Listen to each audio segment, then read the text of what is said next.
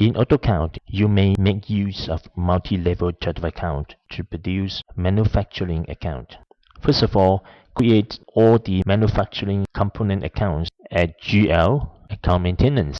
Let me collapse all the account, expand the cost of goods sold, manufacturing account. All manufacturing component accounts are grouped under account tab of cost of goods sold.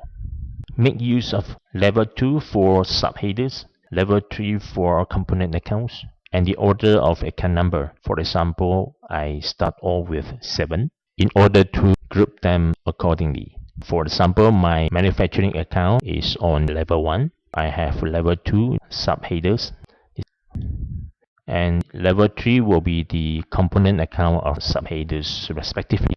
I have some transactions on these child accounts so that we can see the reports.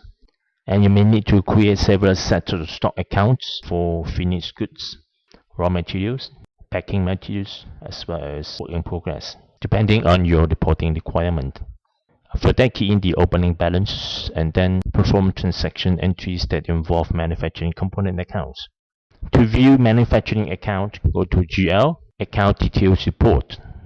Define the date and the name of the title if you want. For report format, select Income and Expenses account and then highlight the top level of manufacturing account. Then click on Preview.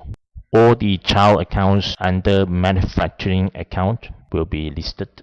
If you hover your mouse over the amount, you can see the mouse pointer change to hand sign. This means that you can click to drill down to the source document. Now take a look at profit and loss statement. Click on Preview. That is manufacturing account. The amount will appear under cost of goods sold. That's all for manufacturing account. Thank you.